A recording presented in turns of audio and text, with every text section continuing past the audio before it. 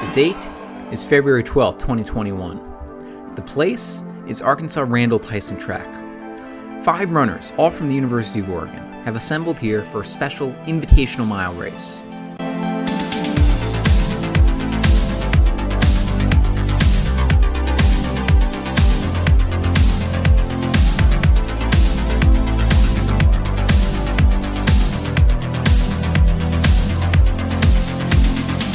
Taking the lead is Angus Folmley, who was born in Switzerland and has actually never run a full mile before. Folmley usually runs the 800, but today, after running just short of the 800, he steps off the track, leaving the leading duties to Oregon's Reed Brown. Reed Brown set a personal best of 3:56 in the mile at the Razorback Invitational just 2 weeks ago. This performance made him number 4 all-time for the University of Oregon, but the fact he pulled this off was overshadowed by the fact that he got second place. The person who got first place is the very same person who just took the lead. This is Charlie Hunter. Charlie Hunter is originally from Australia, and less than 2 weeks ago on this very same track, he helped set a new NCAA record in DMR. This run was special because it was not only an NCAA record, but also an overall world record. Charlie Hunter would then, less than a day later, run a mile in 3:54.54, which made him the new Australian indoor mile record holder as well. For the moment, Charlie Hunter has the fastest mile time of all the people in this race. But beyond that, he's the fastest mile time of all but 4 people in the history of the NCAA. But things change quickly in the world of track, and with 1 lap to go, Cooper Teare takes the lead. Cooper Teare has not raced the mile since February of 2020, a full year ago, at the Boston University Last Chance meet, where he ran a 3:55.5 to place second, right behind Charlie Hunter.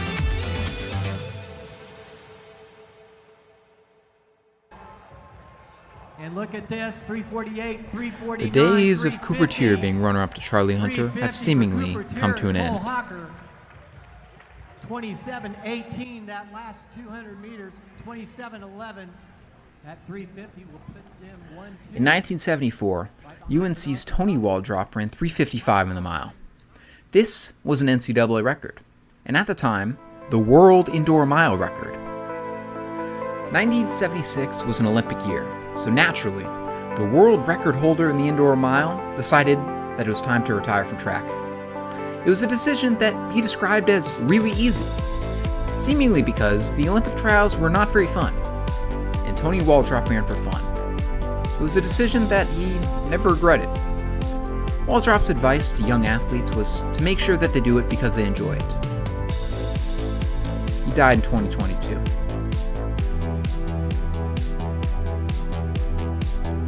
Waldrop's record of 3:55 would stay the NCAA record for a long time.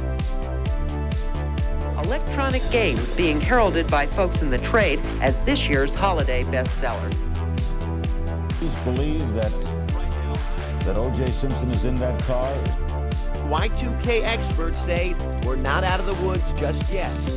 Have you ever felt this way? Finally, 35 years later, the record would change hands. In his freshman season, German Fernandez would take the NCAA indoor mile record down from 3:55 to 3:55.02. This time still stands as the U20 record for the mile. Some of you might have noticed that 3:55.02 is not actually faster than 3:55. Waldrop's record was so old that it had been recorded with a stopwatch and not a modern FAT system. When you take into account human reaction time, this new record of 3:55.02 is technically faster. Before you complain about whether or not that is just, wait a few years, until Miles Batty finally takes the record under 3:55.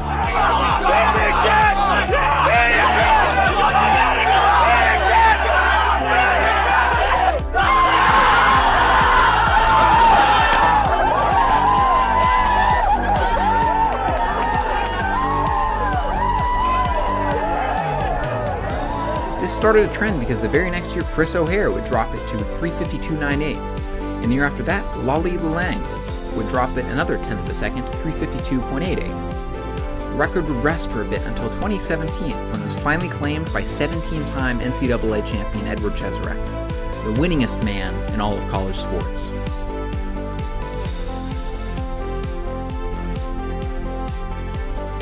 Now, the record belongs to fellow Oregon Duck Cooper Teare. The NCAA indoor mile record has only decreased by 4.61 seconds since 1974. Teare just took it down 1.62 seconds all by himself. That is 35% of the total decrease since 1974. But this is not a story about Cooper Teare, at least not mostly. It is about the guy that Cooper Teare has called the future of American running. It is mostly a story about this guy, this 19-year-old who spent most of the race in last, and in the end nearly claimed the collegiate record for himself. This guy who just took nearly 8 seconds off his mile PR. This is the story of Cole Hocker.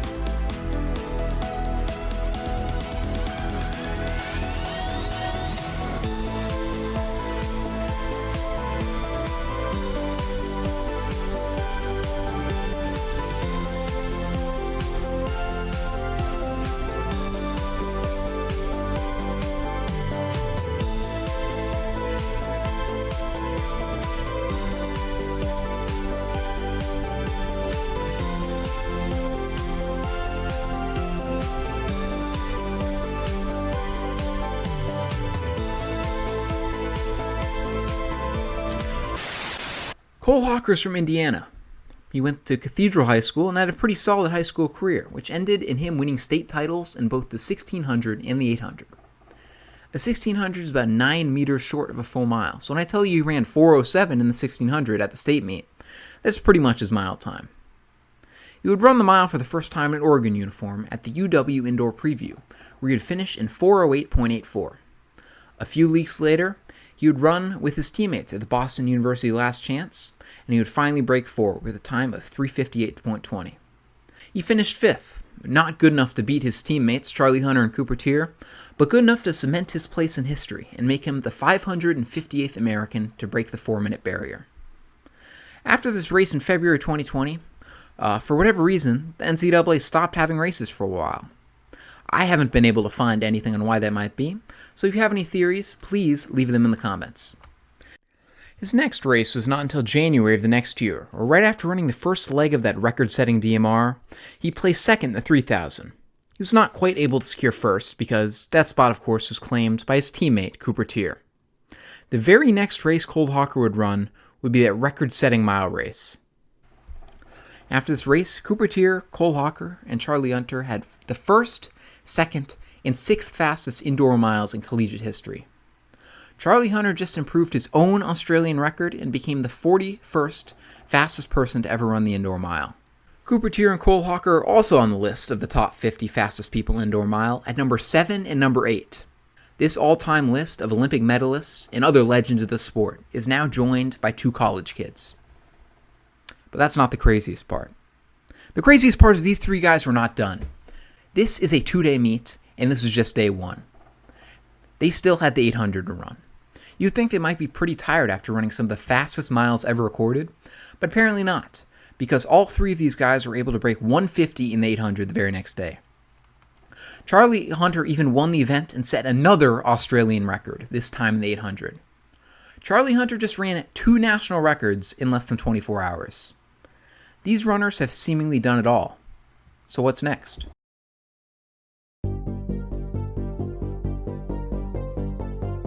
This was a bit of a weird year. The cross-country season was not held in the fall like it usually is. Instead, it was moved to March 15th. Again, I can't find any information on why this might have been, but all I do know is that this is a problem for some athletes because the indoor track championships were March 11th through 13th. This meant that some of the top distance runners had to make tough choices about whether they wanted to focus on indoor track or cross-country. For Oregon, this meant it was the first time since 2011 that they were not at the NCAA cross-country championships. In 2019, a sophomore Cooper Teare finished 6th overall. Had they decided to focus on cross-country this season, they might have been title contenders, but they are definitely title contenders in indoor track. One of the first events is the men's DMR, a race that Oregon set the world record in just a few weeks ago.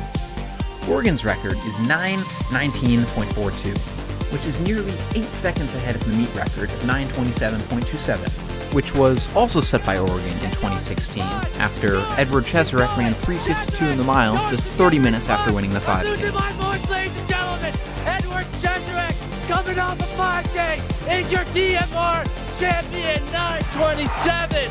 What a run for Edward Cheserek. Ole Miss takes third. There is one major change in the lineup between the relay they're using at the championships and their record-setting one from a couple weeks ago. Cole Hocker has been switched off the relay in favor of Reed Brown.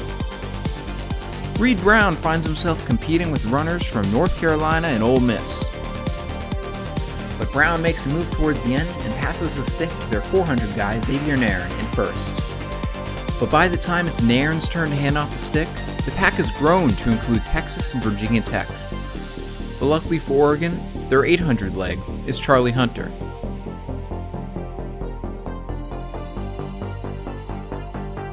This is a race that Charlie Hunter should win easily when you look at the runners he's competing against. But even if Charlie Hunter fails to hand off the baton in first, that probably won't matter. The DMR is an event that is pretty much only ever run in the NCAA, which explains why a team like Oregon can have the world record. It is a relay that starts with a 1,200 meter leg, then goes into a 400 meter leg, and then an 800, and ends with a 1,600. It is an event that receives a lot of criticism due to the fact that the last leg runs almost half of the race by themselves, meaning that the middle two legs rarely have a meaningful impact on the race. But you know what? Nobody ever said that running was something that made sense. The DMR does have the tendency to excite distance runners a lot because it is the only relay they get to be a part of, and relays are a lot of fun. With 1 lap to go, everyone except Charlie Hunter fades, and the baton is passed to the collegiate record holder in the mile, Cooper Teare. Despite being the record holder in the mile, Cooper Teare has chosen to not contest the individual mile championships, choosing instead to focus on team success in the DMR. But the pack bunches up again, with Indiana now catching up to the other teams.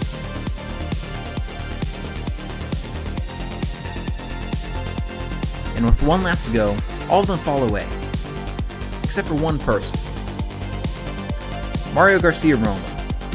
Mario Garcia Roma comes from a village in Spain with less than 200 people. But since coming to the US, he has made quite a name for himself, winning the SETC title in both the DMR and the 3000. His training secret? Don't train too hard. This is a strategy that seems to have worked for him, and as he likes to point out, you don't need to be the favorite to actually win a race. Won this race was back in 2016. Garcia Romo has drafted Teare the whole way, but now and Teare shifts again. Romo trying to gather some type of energy to catch him, not going to happen. Oregon wins it and just missing again the collegiate record. Oregon is just half a second off breaking their own collegiate record, but they did go well under the meet record of 9:27.27. In fact, the top 4 teams in this race went under the old meet record. It was a very quick race. Of the 12 teams, 6 of them had 1,600 meter splits under 4 minutes, and 7 teams recorded season best times. During the 2018 indoor season, there were 30 runners who broke the 4-minute mile barrier. In 2019, this number grew to 33. In 2020, it was 35, and now, in 2021, that number is 38. Even though there are more sub-4 milers in the NCAA this season than ever before, there are still only 16 spots available in the NCAA finals. That means that just over a third of the sub-4 milers this season will be given a chance to compete in the championship race. However, not everyone on the list of runners has chosen to contest the mile. Many of them have chosen to focus on different events like the 5,000, 3,000, DMR, or 800. All of these athletes choosing to contest other events have given runners with ranks as low as 26 a chance to compete in the finals. Even if these times like 3:59 may not seem like much compared to the 3:50s we've experienced earlier in the season, ultimately, races are not won on a spreadsheet. There are 2 preliminary heats. The first preliminary heat is won by Cole Hocker. But winning a prelim does not mean anything, except that you've secured a spot in the finals. The top 4 finishers in the heat have all secured a spot. In 5th place is Reed Brown, who helped pace the Oregon trio during the record-setting race. He just missed the automatic qualifier spot, but that does not mean he will not make it to the finals. If the 5th place runner at the next heat does not run faster than Brown did in this heat, he will advance. Heat 2 is a little bit slower, but it is won by Eliud Kipsang. Kipsang has been on fire this indoor season. He ran the 3000 at the Vanderbilt Invitational and won that. Then he ran the mile at the Carolina Challenge and won that. He then ran the mile at the South Carolina Invite and won that too. At the Tyson Invite, he ran the 3000 and the mile, first place in both.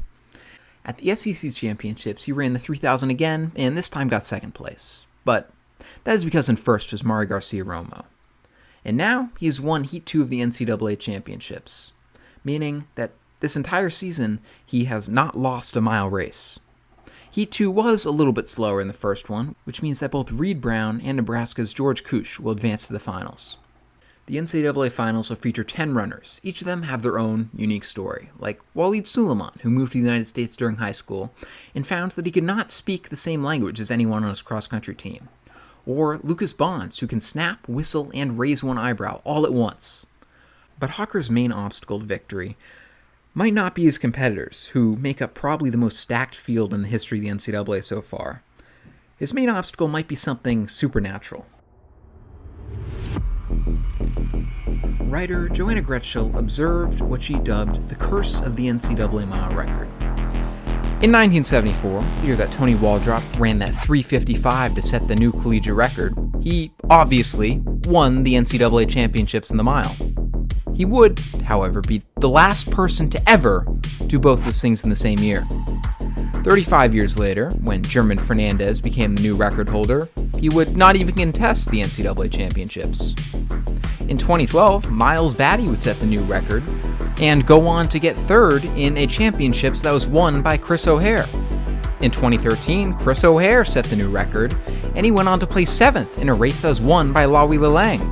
In 2014, Lawi Lelang was the new record holder, but he was beaten in the finals by Anthony Rotich. In 2017, Edward Cheserek broke the NCAA mile record. During the 2017 championships, he won the 5K, he won the 3K, he won his prelim of the mile, but during the final, It ain't gonna happen. The freshman from New Mexico takes the last look back and says, I just broke King Chez in the mile. This leads to one question. Will the curse live on? In a sense, it already has. The NCAA record holder, Cooper Tier, has chosen not to contest the mile. But we are in uncharted territory. It has never happened that more than one runner has run faster than the previous record in the same season. Does the curse apply to just the current record holder? Or does it apply to anyone who broke the old record? Let's find out. The early race goes out a little slow. The pack is all bunched up with less than a second separating first and last place. Cole Hocker is technically in the lead, but he is stuck in lane 2. The race is really dominated by Texas freshman Yusuf Bizimana. Bizimana first ran the mile at the Tyson Invite, where he finished second, beaten only by Eliud Kipsang. Bizimana would then win the Big 12 mile championships, and then come within 1/100th of a second of winning the 800 as well. After the third lap, the state of the race is pretty much the same. Not even any of the positions is shuffled. At current pace, this race may not even go under 4 minutes. For the moment, he is leading, but this could be bad news for Cole Hocker. Historically, in the indoor mile championships, the winner has not had to go under 4 minutes to claim victory. Only 40% of the winning mile times since 1965 have even been under 4 minutes. In the 21st century, that number has actually gone down to 33%. Even as athletes get faster, the winning championship time has gotten slower. Hocker's PR is a good 5 seconds faster than the rest of the field. If he lets this race get too slow, he risks letting one of these other guys take the win. So far, Hocker spent the race in lane 2, which means he has had to run more distance than other people in this field. In order to maximize his chances of winning this race, Cole Hocker has to figure out how to do 2 things. He needs to figure out how to get into lane 1, and he needs to make sure this race is fast. I can think of at least one way to do both things at once.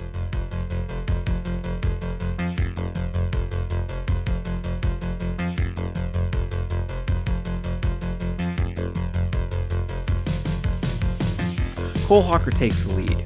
He increases the pace to just under 4-minute pace, but Alabama's Eliud Kipsang covers the move. At the K, Hocker increases the pace again, but he is still unable to shake Kipsang.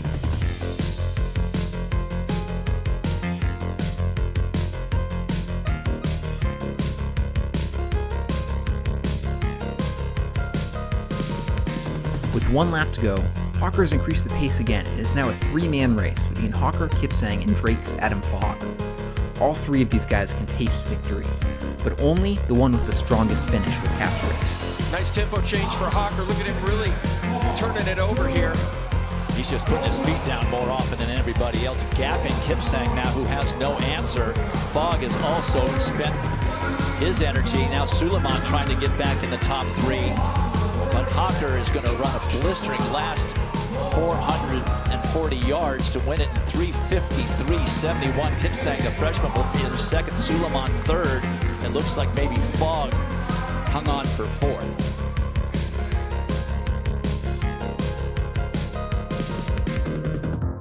It was a pretty quick race. Cole Hocker's last 200 was 25.87. Both Eliud Kipsang and Adam Fogg emerged with new personal bests, and Cole Hocker claimed a new meet record. The old meet record is set in 2013, which you might remember as that year that Lawi Lang won the championships, even though Chris O'Hare had set the collegiate record. Cole Hocker's new meet record is a full second faster than Lawi Lang's old record. Cole Hocker's last 800 in this race was 152.2. Speaking of the 800,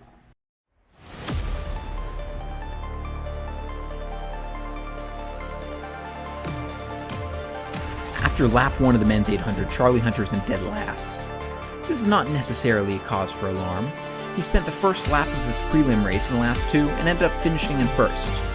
After his performance in the Tyson Invite, Charlie Hunter is your collegiate leader in the 800 this season. Right behind the Australian is the Algerian Hadili, and in 4th is Finley McClear from England. In 5th is Oregon's Luis Peralta from the Dominican Republic. The only American in the top 5 is Jason Gomez, who won the other heat of the 800 prelims. By lap 2, Charlie Hunter's made his way into 3rd, and Jason Gomez has the lead.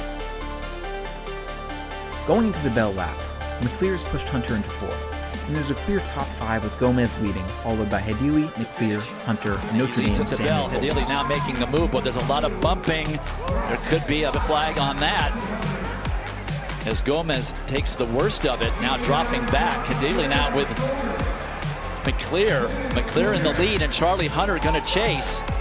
Finley McClear, the sophomore from Miami of Ohio and Great Britain, has a lot of run left in him. I think Charlie Hunter might run out of real estate at the wire. It could be Hunter. A very close race. The winner of this race won by 0.01 seconds. Even looking at the photo, it is not obvious who crossed the line first. Even the athletes are not certain who it was. Perhaps Finley McClear's face will give away the results before the announcers do. It's Hunter, 145.90, and McClear, 145.91. I didn't see it.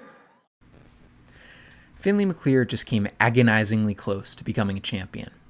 But he did just take more than a second and a half off his 800-meter best. This was also the 9th best time in NCAA history, and the 7th in UK history. Even in defeat, we can find victories. These championships have gone incredibly well for our Oregon trio. Charlie Hunter won his championship. Cole Hocker won his. But so far, the collegiate record holder in the mile is without a championship. Luckily for Cooper Tier, the mile was not the only event he had the number 1 rank in. The 3K is the second to last event of the championships, and promises to be a head-to-head between the 2 fastest 3K runners in the NCAA this season. Those, of course, being Cooper Tier and Cole Hocker. And for most of the race, it looks like that is exactly what the race is going to be. Cooper Tier quickly goes to the lead, and Cole Hocker falls in right behind him. There is a little bit of movement in the pack, but nobody makes any major moves.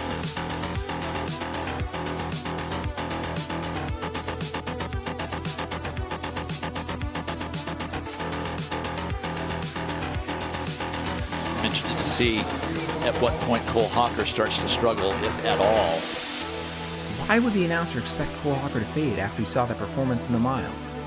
Well, the announcer expects him to fade because that performance in the mile was 1 hour ago. There's only one other runner in this race that is doing the mile and the 3K, and that is Walid Suleiman, who so far has hung out in the back, maybe because he is understandably a little tired. Hocker continues not to fade, and then with 800 to go, somebody finally makes a move. Virginia Tech's Antonio Lopez Segura moves into the lead. A less experienced runner might have immediately tried to retake the lead, but Cooper Teare has been competing at the top levels of the NCAA since many of these guys were in high school. In 2019, Cooper Teare competed in the 3K final where he placed 4th. Cooper Teare remains calm, bides his time, and then, with 400 to go, retakes the lead. But no sooner has Cooper Teare retaken the lead than he's once again challenged by Mario Garcia-Romo. It seems like the battle for the 3K title may be a rematch of the battle for the DMR title. With just one lap to go, Teare takes the lead for one last time and quickly gaps the field. The only person who has enough energy left to go with him is his Oregon teammate, Cole Hocker. Garcia-Romo maybe made the move too quick, and then this is exactly what we expected. We expected 18 points for the Ducks, and that's what we're going to get. Cole Hocker looks like he wants to challenge his teammate for the win, going for the double. Cooper Teare says, I want the double. It's going to be Hocker. He wins the mile and the 3K. Just 1 hour after winning the mile, Cole Hocker has just pulled an upset win against his teammate, Cooper Teare. His last lap of the 3K was 25.49, which is actually even faster than the last lap of the mile. When it comes to the score of this meet, this is meaningless. No matter who's first and who's second, the Ducks just scored 18 points and have now become national champions. But Cole Hocker has just made a statement. It does not matter what competition he faces, he will be there. Despite his fantastic showing during the Indoor Championships, Cole Hocker has not yet met the guy who is the favorite for the Outdoor Championships. We'll get to see how he stacks up against Titan competition when everything moves outdoors.